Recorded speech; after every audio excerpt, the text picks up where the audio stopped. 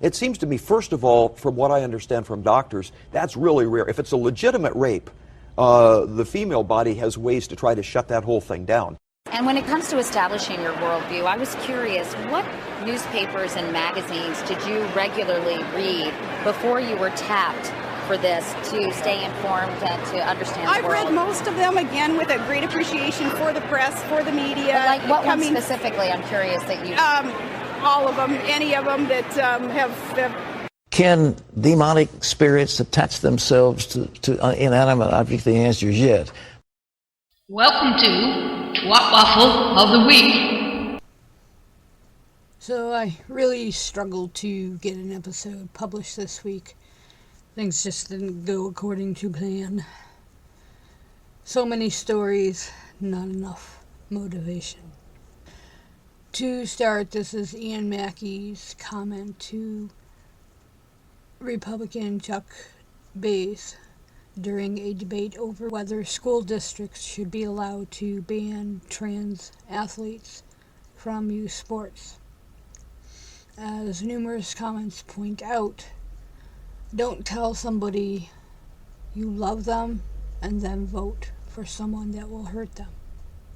Do you remember your remarks on the floor last year when you brought this up? You'd have to give me a specific. I mean, I made a lot of remarks last year. So I recall a story you told about your brother. Okay. And I remember you said that your brother called, or that your mother called you, I believe, to tell you that your brother had some news that he was afraid to tell you. Okay.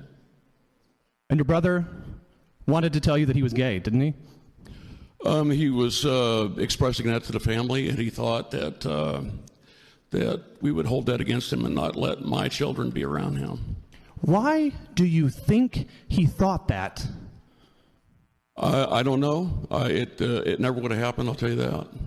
My kids at that point in their life adored my brother. Can I tell you, if I were your brother, I would have been afraid to tell you too. Well, I'm sorry. I would have been afraid to tell you too because of stuff like this. Because this is what you're focused on. This is the legislation you want to put forward. This is what consumes your time. I would have been afraid to tell you too. I was afraid of people like you growing up, and I grew up in Hickory County, Missouri. I grew up in a school district that would vote tomorrow to put this in place. And for 18 years, I walked around with nice people like you who took me to ball games, who told me how smart I was, and who went to the ballot and voted for crap like this. And I couldn't wait to get out. I couldn't wait to move to a part of our state that would reject this stuff in a minute. I couldn't wait. And thank God I made it. Thank God I made it out, and I think every day of the kids who are still there, who haven't made it out, who haven't escaped from this kind of bigotry. Gentlemen, I'm not afraid of you anymore because you're gonna lose. You may win this today, but you're going to lose. As I have said prior, if said athlete meets all the requirements set forth by the governing body of the sport he or she wishes to partake in, it ends there. Plain and simple. As Martha Stevens rightly stated, these are attacks on children. Okay. I feel like I'm a pretty calm person, but there is something about this issue and these attacks that we are seeing not only in Missouri, but across this country on trans children. Children. I hope everyone can hear me. We're talking about kids. It makes my blood boil, and at the same time, it breaks my heart. It breaks my heart that children have to keep traveling to this capital to face adults, elected officials that are using their position of power for politics and as pawns. It breaks my heart that they have to come down here and justify their existence because they are being used. People asked, why haven't we talked about this before? This is an issue because conservative groups have lost on gay marriage. You tried to do it with the bathroom bills, instilling fear about trans people. It's just plain transphobia. And this is the new trend. This is what the polls are telling people and conservative groups to do. Plain and simple. We were not born yesterday on this. A few weeks ago, I went to a town hall in my community in Columbia, a youth town hall for trans kids and allies. And I went there to listen to the kids who have to turn on the news or go on social media and see that adults are targeting them, that they are proposing laws to attack them. That is what this is. I just want to remind people, these are kids that just want to play sports. The provision was approved 89-40 after 3 hours of debate. Sadly, it is now just waiting the governor's signature. This comment says it well. Quote, "I can no longer find people like this funny. They're dangerous because people actually listen to their half-baked ignorance." Couldn't agree more. Anytime they say equity and inclusion, it just means that they want to kill white people and rape kids. That's what it means. Okay? I don't know if that's on Urban Dictionary yet. Equity and inclusion is defined in my dictionary, in the Howley dictionary, as they want to kill whitey and forcibly rape children. I know I shouldn't give individuals such as Mr. Howley the time of day, but the second you ignore them, all hell breaks loose. Like maybe a civil war or some stupid shit. Now I should note, I have never personally heard of Howley calling for a civil war, but I would not put it past him.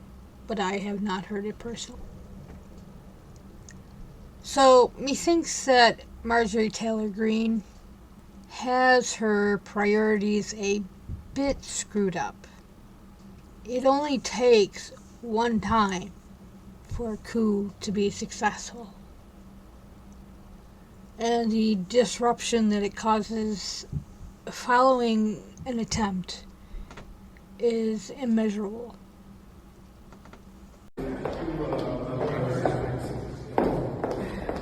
About January 6th, do you think it was a mistake for Kevin McCarthy to remove all of the Republicans off the January 6th committee once Pelosi took off Jim Banks and Jim Jordan? You know what I think? I think the American people are fed up with this over-dramatization of a riot that happened here at the Capitol one time. You know what they care about? They care about the border that's getting invaded. They care about gas prices they can't afford, the food prices they're about to not be able to afford, and they're sick and tired of the drama from all you people that run around the Capitol, and that's all you want to talk about. If you want to get outside of the city and come to my district and talk to real Americans, you're going to hear a totally different story. They are sick and tired of January 6th. It's over, okay? It was a riot. It was horrible. I hated it. I was shocked. It was a terrible experience. People are rotting in jail pre-trial because they've been arrested for it. Why don't you go to the jail and visit those people? Everyone's being prosecuted that should be prosecuted. Why don't you care about things that people honestly care about instead of continuing on with this, okay? Go ask about BLM and Antifa rioters. See if they're rotting in jail. It ain't over till every last one of you are in jail. And yes, I am including you, Miss Green. And the reporter wrong, he did not misquote you. And FYI, your statement would not pass fact-checking. Not in the least. I really don't think you would do so well. Someone who's been married 25 plus years, has kids, I know at least teenagers, Ham sure has no idea as to the logistics to what she proposes. Not only that, she has no concept of what it would cost.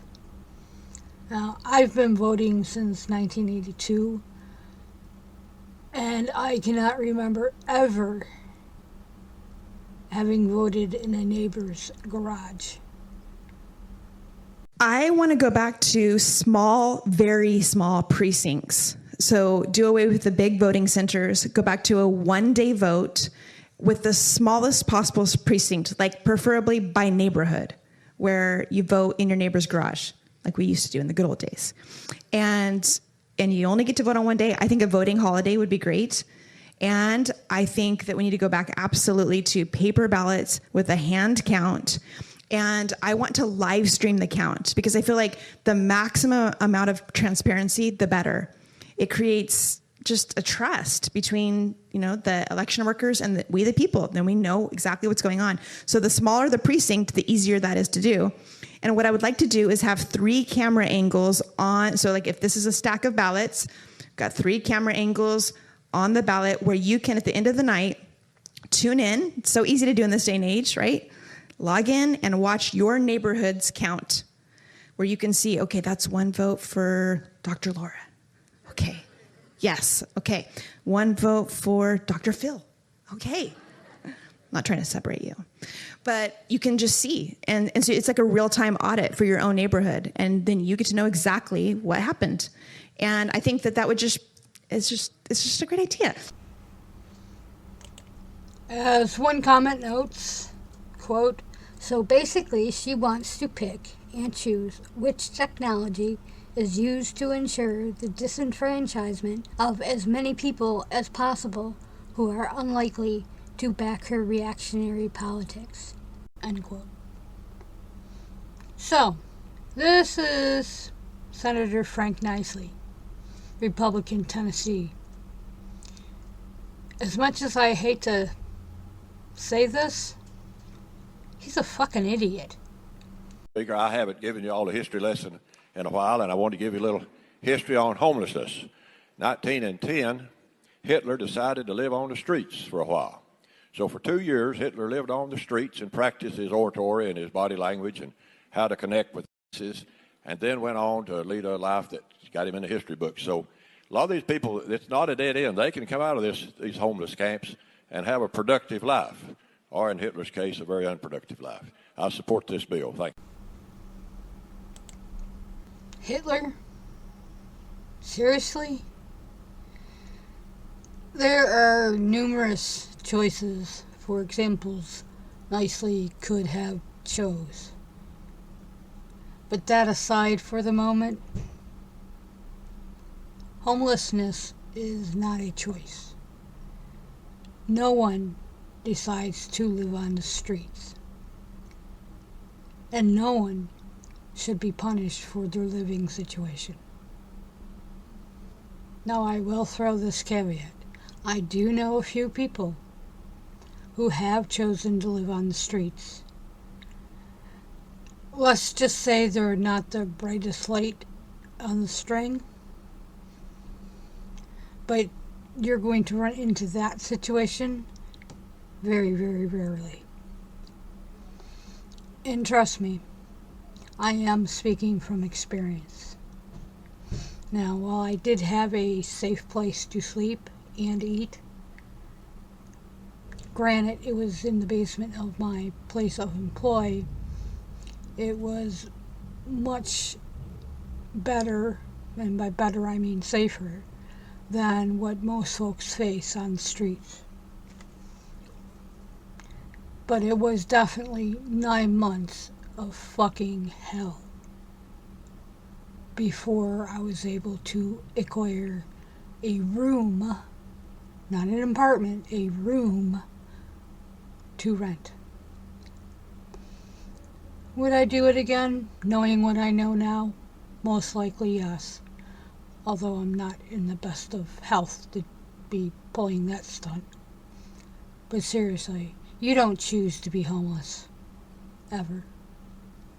And finally, I present Baldy Cats, a YouTuber that primarily deals with the science surrounding the flat earth, and other conspiracies. With that, I bid you adieu. Peace out, y'all.